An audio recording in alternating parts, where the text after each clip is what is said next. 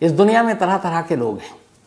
उन्हीं लोगों में से एक शख्स था जिसका शौक़ फ़ोटोग्राफ़ी थी, लेकिन फ़ोटोग्राफ़ी की जो शौक़ थी उसके साथ साथ एक और शौक़ था, और वो शौक़ था दुनिया भर के ख़जाने को ढूंढना।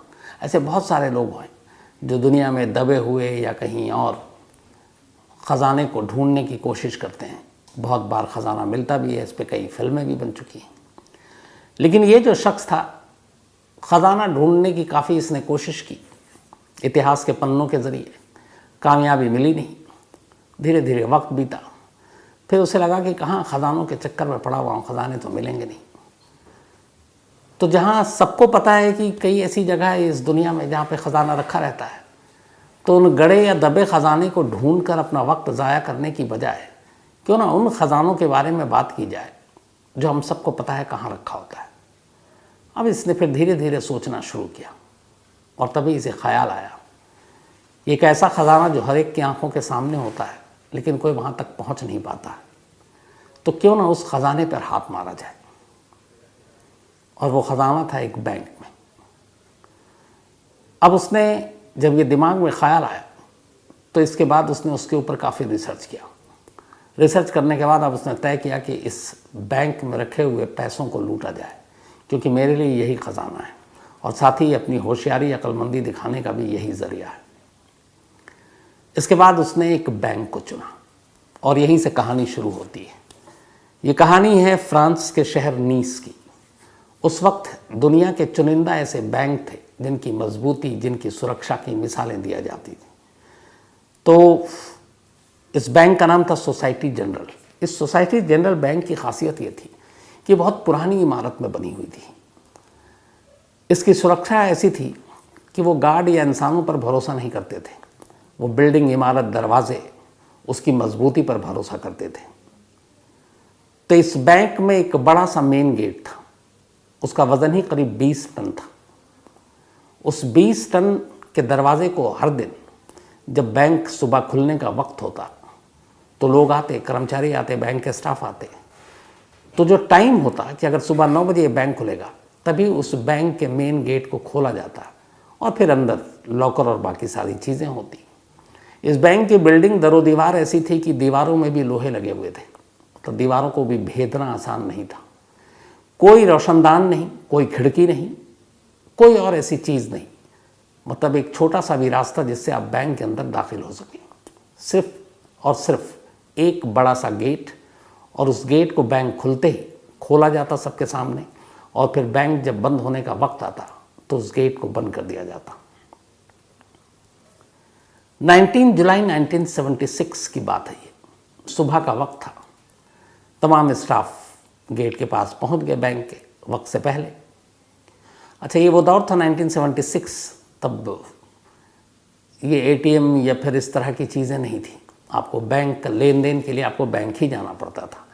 एटीएम मशीनें भी नहीं हुआ करती थी कि आप कहीं से पैसे ले लो, उसमें डाल दो, डिपॉजिट कर दो, क्योंकि टेक्नोलॉजी थी नहीं। तो हर काम, जैसे हम आप कुछ साल पहले तक बैंक ही जाया करते थे हर बार, तो ये वो दौर था। तो ना इंटरनेट ना टेक्नोलॉजी बैंक में। तो बैंक पूरी तरह से इंसानों के हवाले और इस मजबूत दरवाजे और दीवार के भरोसे पर। 19 जुलाई 1976 की सुबह बैंक खुलने का वक्त हुआ, तमाम स्टाफ पहुंच गए। अब जिसकी जिम्मेदारी थी उस बैंक के ताले को खोलना, वो उस वॉल्ट यानी दरवाजे को खोलता है, लेकिन दरवाज़ा खुलता ही नहीं, बिल्कुल जाम। दोबारा कोशिश करता है, नहीं खुलता है। करीब 10-15 मिनट हो जाते हैं। तभी बैंक स्टाफ को याद आता है कि ऐसा 2-3 बार पहले भी हो चुका है कि दरवाज़ा खोलने की कोशिश की गई और नहीं खुला, शायद वो अंदर से जाम हो जाता है। तो इस दरवाजे और इस सिक्योरिटी की जिम्मेदारी जो जिस कंपनी को दी गई थी, जिसने ये दरवाज़ा बनाया था, जिसने ये ताला बनाया था, इससे पहले 2-3 बार जब भी ये दरवाज़ा नहीं खुला तो उस सिक्योरिटी कंपनी को फ़ोन किया गया। उनका फिर स्टाफ आया और उसने अपनी टेक्निक से दरवाजे को खोल दिया। तो 19 जुलाई 1976 की सुबह भी दरवाज़ा खोलने की कोशिश की गई, खुल नहीं रहा। करीब 1 घंटा बीत गया। अब ये हुआ कि लोगों जो बैंक में अब जिन्होंने अपना पैसा रखा है, उनकी अपनी ज़रूरत के हिसाब से अब कस्टमर भी वहाँ पहुँच गए। तो बैंक स्टाफ के साथ साथ अब कस्टमर की भी भीड़ गेट के बाहर। इधर दरवाज़ा खुल नहीं रहा है, बैंक स्टाफ परेशान, कस्टमर उधर अलग नाराज़। तो 1 घंटे की तमाम कोशिश के बावजूद जब नहीं खुला तो ये तय हुआ कि उस सिक्योरिटी कंपनी को फ़ोन करके बुलाया जाए। अब सिक्योरिटी कंपनी को इन्फॉर्मेशन दी गई कि भैया दरवाज़ा खुल नहीं रहा, आप आ जाओ। उनकी कंपनी के लोग आए। अब उन्होंने दरवाज़ा खोलने की कोशिश की, कोशिश करते रहे, दरवाज़ा खुला नहीं। ऐसा लग रहा था कि बिल्कुल बुरी तरह से जाम है। करीब 3 घंटे बीत गए। 3 घंटे तक वो दरवाज़ा नहीं खुला। जब 3 घंटे तक नहीं खुला, इधर कस्टमर परेशान, क्या करें। तो फिर ये तय हुआ कि दरवाज़ा वैसे तो खुलेगा नहीं, दीवार भी इतनी मजबूत है, टूट सकती नहीं। तो एक काम करते हैं, इस दरवाजे के अंदर एक ड्रिल करते हैं, ड्रिल मशीन से एक होल करते हैं और उसके ज़रिए ये देख सकते हैं हाथ डालकर कि आखिर अंदर से वो कहाँ पे लॉक फंसा हुआ है। तो जहाँ पे अंदर से लॉक हुआ करता था, चूँकि उस कंपनी को मालूम, उन्होंने ड्रिलिंग मशीन से उसी के पास एक होल करना शुरू किया। उसमें भी काफ़ी वक्त लगा, क्योंकि 20 टन वज़नी दरवाज़ा और चोर वो ड्रिलिंग के ज़रिए खोल ना पाए, इसकी भी पूरी इंतज़ाम उसमें था। खैर कुछ वक्त लगा। ड्रिल मशीन के ज़रिए एक छोटा सा होल हुआ जिससे कि एक हाथ अंदर जा सके। अब एक कंपनी के मुलाजिम ने हाथ अंदर डालकर उस लॉक को टटोला कि अंदर से वो जाम है तो खोल सकें। लेकिन जब हाथ अंदर गया तो वो हैरान रह गया। उसने देखा जहाँ पर लॉक होना चाहिए था, लॉक की जगह पर ऐसा लग रहा है कि जैसे अंदर से किसी ने पूरे ड्रिल करके या फिर एक तरह से उसको जाम कर दिया है। मतलब कोई ऐसी चीज़ जो कई बार लोहा को पिघलाकर और वो सारी चीज़ें करते हैं, आप उसको परमानेंटली बंद कर देते हैं। तो फिर वो ऐसा लगा कि उसके अंदर जो है वो कोई ऐसी चीज़ लगा दी गई है उस वॉल्ट को जहाँ पे लॉक था, जिससे आप उसको खोल ही नहीं सकते। मतलब वेल्डिंग मशीन के ज़रिए उस लॉक के पूरे हिस्से को और दरवाजे के 2 पार्ट जो होते थे, वेल्डिंग मशीन से उसको जाम कर दिया अंदर से। अब ये कैसे मुमकिन? पहले तो सिक्योरिटी कंपनी का उस मुलाजिम को हैरानी जब उसने अपने सीनियर को बताया कि अंदर तो वेल्डिंग के थ्रू पूरा जाम कर दिया गया। तब बदहवास लोगों ने चारों तरफ देखना शुरू किया बैंक के दीवारों को, पूरी दीवार सलामत, छत सलामत। तो कौन ऐसा शख्स हो सकता है जो अंदर से वेल्डिंग के ज़रिए पूरे दरवाजे को लॉक कर दे? और जिसने लॉक किया फिर वो अंदर ही होना चाहिए, बाहर आने का कोई दूसरा रास्ता तो है नहीं। लेकिन अभी उससे पहले मुश्किल ये थी कि चलो किसी ने लॉक किया, पहले अंदर तो दाखिल हों ताकि वहाँ का मंजर देखें। अब ये हुआ कि इतना बड़ा होल जिससे एक आदमी कम से कम अंदर दाखिल हो, वहाँ पे कहाँ पे किया जाए? दरवाजे के साथ बहुत वक्त लगता। इधर लोगों की भीड़ बढ़ती जा रही थी। आखिरकार तय हुआ कि एक दीवार के पास वेल्डिंग मशीन से एक इतना बड़ा सुराख किया जाए कि एक आदमी एक बार में आसानी से अंदर दाखिल हो सके। अब उस दीवार में होल करना शुरू किया गया। आखिरकार दीवार में होल किया गया। पहला शख्स अंदर गया। जब वो अंदर गया तो वो अंदर चीख पड़ा। उसने देखा कि अंदर सारे लॉकर टूटे पड़े हुए हैं, सारी तिजोरी गायब, उसके अंदर का रखा हुआ माल गायब। अब धीरे धीरे करके बाकी लोग अंदर गए। अंदर जाने के बाद अब उस वेल्डिंग, जब दरवाजे को देखा अंदर से, तो वेल्डिंग मशीन के ज़रिए बाकी उस पूरे दरवाजे के लॉक और सिस्टम को इस तरह से बंद कर दिया गया था कि आप दरवाज़ा खोल ही नहीं सकते थे, और इसीलिए बाहर से दरवाज़ा खुल नहीं रहा था। अब फिर उस वेल्डिंग जो किया गया था उसको तोड़ा गया, हटाया गया, तब दरवाज़ा खुला। अब अंदर जब उन्होंने देखा कि सारी चीज़ें लुट गई हैं, और फिर उनकी नज़र पड़ी बैंक के अंदर कोई शख्स नहीं, एक गड्ढे पे बहुत बड़े। अब उन्होंने उस गड्ढे को देखा तो लगा ये कुछ सुरंग टाइप है। अब यहाँ से पुलिस की एंट्री होती है। फ़ौरन पुलिस को खबर दी जाती है। पुलिस पहुँचती है। पुलिस बैंक का मुआयना करती है। बैंक का मुआयना करने के बाद जो सबसे पहले पुलिस देखती है, अंदर बैंक के एक दीवार पर एक मैसेज लिखा हुआ था। शायद जिसने बैंक पर हाथ साफ किया था उसने जाते जाते ये मैसेज लिखा था। ये जो मैसेज है था तो फ्रेंच लैंग्वेज में, लेकिन उसका हिंदी में ट्रांसलेशन ये है कि बग़ैर हथियार, बग़ैर नफ़रत के और बिना किसी वायलेंस के, बिना किसी हिंसा के। तो बग़ैर हथियार, बिना नफ़रत और बिना किसी हिंसा के बैंक लूट लिया। अब इससे क्लियर हो गया कि ये बैंक रॉबरी का मामला है। तो ये बैंक की चोरी 900 करोड़ की, लेकिन एक 100 करोड़ बैंक हाइस्ट, 100 करोड़ रुपए की चोरी। कैसे हुई ये चोरी? कुकू एफएम के ऑडियो बुक में ऑडियो बुक पे आप जाकर ये पूरी कहानी इंटरेस्टिंग सुन सकते हैं कि आखिरकार 100 करोड़ रुपए चुराने के लिए क्या क्या किया होगा। तो डिटेल में ये कहानी कुकू एफएम के ऑडियो बुक पर है, 100 crore bank heist. Kuku FM देश का बेस्ट ऑडियो शो प्लेटफॉर्म है जिसके 15 लाख से ज़्यादा एक्टिव हिंदी पेड सब्सक्राइबर हैं और यहाँ हर महीने 4200 घंटे के कंटेंट्स के साथ ये लगातार बढ़ रहा है। कुकू एफएम ऐप पर 10,000 से ज़्यादा ऑडियो बुक हैं जिसे आप कहीं भी कभी भी सुन सकते हैं, हिंदी में सुन सकते हैं। इसमें biography, business, crime, entertainment, politics तमाम बुक हैं। क्राइम तक फैमिली के लिए इस वक्त एक खास ऑफर है। कुकू एफएम ऐप के पहले महीने के सब्सक्रिप्शन पर पूरी क्राइम तक फैमिली के लिए 50% डिस्काउंट है। यानी पहले महीने के लिए सिर्फ 49 रुपये में आपको 10,000 ऑडियो बुक का ऐसा खजाना मिलेगा जिसे आप जहाँ चाहें सुन सकते हैं और अपना ज्ञान बढ़ा सकते हैं। इस वक्त आप अपनी स्क्रीन पर एक QR कोड देख रहे हैं, इसे स्कैन करके direct Kuku FM app download कर सकते हैं। और इसके अलावा क्राइम तक फैमिली के लिए नीचे दिए गए डिस्क्रिप्शन बॉक्स में लिंक को क्लिक करें और कूपन कोड CRIME50 लगाएं, जिससे पूरी फैमिली को 50% डिस्काउंट के साथ 99 रुपये का सब्सक्रिप्शन सिर्फ 49 रुपये में मिलेगा। पुलिस ने मामले की तफ्तीश की। अब उस सुरंग को पे जब नज़र पड़ी पुलिस की टीम की, तो उस सुरंग में मजबूरी थी किसी को उतार कर देखना कि इसका दूसरा सिरा कहाँ जाकर खुलता है। खैर पुलिस की टीम जो है सुरंग में उतरी। सुरंग में अंधेरा। अब वो अंधेरे में चलते गए। चलते चलते जब वो सुरंग के दूसरी तरफ निकले तो पता चला कि वो उस शहर के एक अंडरग्राउंड सीवरेज होती है उसकी लाइन थी। और वो शहर के एक खास जगह पे सीवर के पास से बाहर निकले। जहाँ पे वो सीवर निकल रहा था वहाँ पे बिल्कुल सुनसान टाइप की जगह थी। तो अब बैंक से इस सीवर के बाहर पुलिस की टीम निकली तो ये अंदाज़ा हो गया कि जो बैंक के लुटेरे थे उन्होंने सुरंग खोदी, इस सीवरेज लाइन के थ्रू बैंक तक पहुँचे, बैंक को लूटा और इसी रास्ते से वापस चले गए। अब ये क्लियर हो गया कि मामला बैंक रॉबरी का। अब पुलिस को बैंक के अंदर से भी कुछ चीज़ें मिली, सुरंग के अंदर से भी कुछ चीज़ें मिली। बैंक के अंदर से उन्हें बहुत सारे खाने पीने की चीज़ें मिली, कुछ खाई हुई, कुछ आधी खाई हुई। उन्हें लगा कि जो भी चोर था बड़ी तसल्ली से उसने खाना खाया क्योंकि खाने की मात्रा इतनी ज़्यादा थी। इसके अलावा उनको 27 गैस सिलेंडर मिला जो शायद बैंक के जो अंदर के तिजोरियाँ थीं उनको काटने के लिए इस्तेमाल किया गया था। वेल्डिंग टॉर्च जलाई थी। तो ये सारी चीज़ें इशारा कर रही थी कि ये पूरा मामला एक प्री प्लान चोरी का था। इतना ही नहीं, जिस सुरंग के ज़रिए सीवर के थ्रू पुलिस की टीम निकली तो वहाँ पे वेंटिलेशन मशीनें भी लगी हुई थी ताकि हवा जो है फ्रेश एयर वो ले सकें ताकि अंदर दम घुट ना जाए। तो इतने सारे तामझाम के साथ शहर के एक सबसे सुरक्षित बैंक के अंदर एक चोर चोरी कर चुका था। अब हिसाब किताब लगाना शुरू किया गया।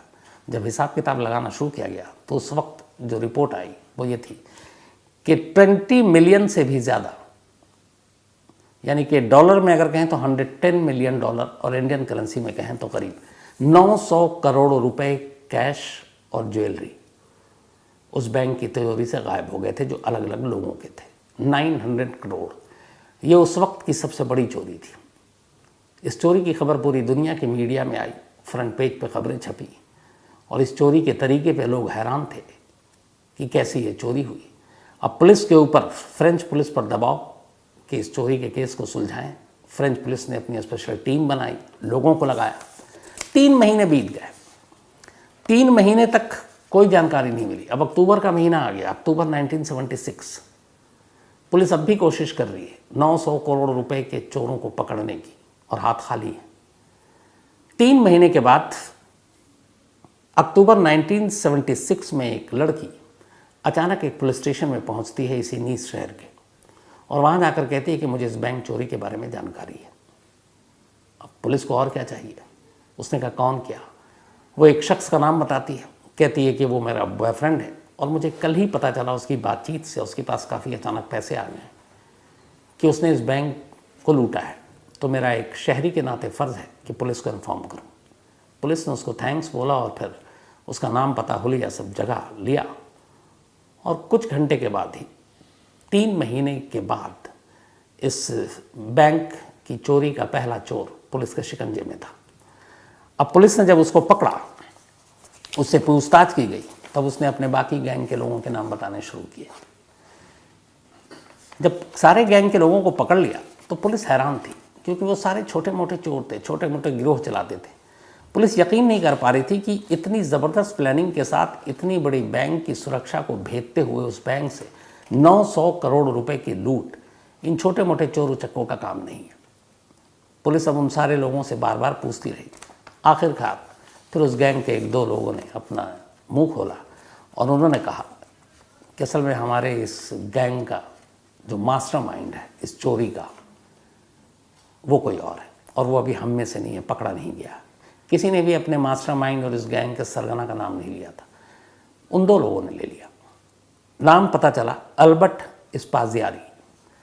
अल्बर्ट स्पाजियारी इटली का रहने वाला था और ये पेशे से एक फोटोग्राफर था और फोटोग्राफी के साथ साथ इसको गड़े और दबे खजाने को ढूंढने का शौक था। अब जब ये नाम पुलिस के सामने आया, पुलिस ने जाल बिछाया और आखिरकार अल्बर्ट स्पाजियारी भी अब उनके शिकंजे में आ गया। अब उससे पूछताछ शुरू हुई। जब पूछताछ शुरू हुई तब उसने बताया कि मैं दुनिया भर में बहुत सारे ख़जाने की तलाश में भटकता रहा, कामयाबी मिली नहीं। तब मैं इस शहर में आया और इस शहर में आने के बाद मैंने भी इस बैंक में अपना अकाउंट खुलाया और इस अकाउंट को खुलवाने के बाद अब मुझे लगा कि ख़जाने के पीछे कहाँ इधर उधर भागते रहो, क्योंकि मुझे इस बैंक के बारे में असलियत पता चल गई थी कि इस बैंक में बहुत सारे पैसे हैं, यानी ख़जाने हैं। तो इसी सोसाइटी जनरल बैंक में फिर मैंने अपना अकाउंट खुला लिया। अकाउंट खोलने के बाद अब मैं अक्सर बैंक आता और अब मैंने प्लानिंग करनी शुरू की। सबसे पहले उसने इस बैंक में एक लॉकर लिया। उसने कहा कि उस लॉकर को लेने के बाद मैंने बैंक चूँकि इतनी बार गया था, बहुत सारी फोटोग्राफर था पेशे से, तस्वीरें भी ली, तो उसने देखा कि इस पूरे बैंक की जो सुरक्षा है वो सिर्फ एक मेन गेट के हवाले है। 20 टन वजनी वो गेट जो खुलता नहीं है और उसे खोलने वाला कोई नहीं है। तो मुझे लगा कि बाकी पहरेदार और बाकी लोगों की तरफ से ये बेखबर है बैंक के तमाम जो करता धरता है। तो इसने कहा कि उस दरवाजे को तो खोलना और उस दरवाजे से आकर चोरी करना मुश्किल था। तो उसने सबसे पहले ये भी सोचा कि अंदर शायद कुछ सिक्योरिटी सिस्टम में अलार्म होगा। तो उसने जब अपना जो एक लॉकर लिया उसके अंदर उसने एक अलार्म वॉच रख दिया, एक घड़ी जिसमें अलार्म बजती है, और उसमें रात का टाइम फिक्स किया और अपने एक दिन लॉकर में गया और उसने उस अलार्म वॉच को उसके अंदर डाल दिया। घंटी बजी, कुछ नहीं हुआ। 2 दिन बाद वो फिर बैंक आया, उसने घड़ी में अलार्म सेट किया। फिर रात को घंटी बजी, कोई हरकत नहीं। तो वो अब कन्विंस हो गया कि इस बैंक में सिक्योरिटी सिस्टम कुछ नहीं है जो डिटेक्ट कर सके ऐसे, क्योंकि अगर लॉकर के अंदर अलार्म बज रहा है तो कोई सेंसर या बाकी चीज़ें पकड़ सकती हैं, लेकिन वहाँ किसी को खबर ही नहीं हुई। नॉर्मल बैंक में सुबह से रात तक काम चल रहा है। उसे लगा कि बस अब इस बैंक को लूटना आसान है। इसके बाद वो इंजीनियर बनकर शहर के म्युनिसिपल दफ्तर पहुँचता है। बैंक को चारों तरफ से वो अपनी नज़रों से पहले ही टटोल चुका था। अब वो पहुंचा इंजीनियर बनकर फेक म्युनिसिपल कॉरपोरेशन के दफ्तर। उसने वहाँ से शहर का नक्शा लिया। शहर के नक्शे को लेकर अब उसने उस बैंक को देखा, उस बैंक के इर्द गिर्द की तमाम चीज़ों को देखा, पर उसे कहीं से भी बैंक में और एंट्री का कोई रास्ता सूझा नहीं, क्योंकि बैंक की दीवार और उस दरवाजे को भेदना नामुमकिन, और कहीं एक छोटा सा रोशनदान भी नहीं जिससे दाखिल हो। तब उसे लगा ज़मीन के ऊपर की बजाय ज़मीन के नीचे की तरफ सोचो। उस नक्शे के ज़रिए उसे पता चला कि यहाँ पे कुछ सीवरेज लाइन है। उनमें से एक सीवरेज लाइन पे उसने फिर अपने आकर नक्शे के हिसाब से ज़ीरो इन किया और एक रोज़ उस सीवर में उतर गया। उतरने के बाद उसने नापना शुरू किया और फिर उसे अंदाज़ा हो गया कि ये सीवर की लाइन जो मेन शहर के मेन सीवर की लाइन है उससे एक जगह पर आकर ये कटती है, और वहाँ से अगर हम सुरंग बनाएं तो सीधे बैंक के अंदर जाकर इस सुरंग को खोल सकते हैं। अब यहाँ तक तो सब ठीक था, लेकिन जो उसने नापा उसके हिसाब से उसको मेन सीवरेज लाइन से कट कर बैंक तक जाने के लिए 26 फीट टनल बनाना था, यानी 26 फीट लंबा सुरंग। अब ये उसके अकेले का बस का था नहीं, क्योंकि वो चोरी की प्लानिंग कर रहा था। ये खुदाई और सुरंग बनाना उसे आता नहीं। फिर उसने रिसर्च किया, उसने शहर के एक बदनाम गिरोह के बारे में पता किया और एक तरह से उनको, उस गैंगस्टर्स की टीम को अपने साथ मिलाया, उन्हें अपना आइडिया दिया, कहा बैंक को लूटना है लेकिन उसके लिए सुरंग बनाना है। वो गैंग तैयार हो गई, लेकिन उसने कहा कि इसमें वक्त लगेगा, क्योंकि ये सुरंग जो बनाने का काम है सिर्फ रात के अंधेरे में हो सकता है। अब रात के अंधेरे में सुरंग बनाने का काम शुरू हुआ उस सीवरेज लाइन के अंदर, और इस काम में पूरे 2 महीने लगे 26 फीट का यह सुरंग बनाने में। 2 महीने पूरे होने के बाद अब ये इंतज़ार करने लगे कि बैंक की छुट्टी वाला दिन आए। सैटरडे को बैंक बंद होता है, संडे को बंद होता है, तो मंडे को खुलेगा। तो उन्होंने कहा कि अब सैटरडे का दिन चुनते हैं। सैटरडे को बैंक जैसी शाम को बंद, ये लोग अपने साथ सारी चीज़ें, तब गैस सिलेंडर, कटर, खाना पीना सब लेकर सैटरडे की शाम को बैंक के अंदर दाखिल हो जाते हैं। अगले 27 घंटे तक ये लोग बैंक में रहते हैं, 27 आवर्स, पूरा सैटरडे और पूरा संडे शाम तक। वहाँ जाने के बाद हर एक लॉकर को तोड़ते हैं तसल्ली से, लंच भी वहीं करते हैं, ब्रेकफास्ट भी वहीं करते हैं, डिनर भी वहीं करते हैं। सब करने के बाद एक वेल्डिंग मशीन से जो मेन दरवाज़ा था उसके अंदर से उसको बंद कर देते हैं, ताकि अगर ऐन वक्त पे कोई बैंक में आना भी चाहे तो अंदर ना आ पाए, और बैंक में दाखिल होने का दूसरा कोई रास्ता नहीं था।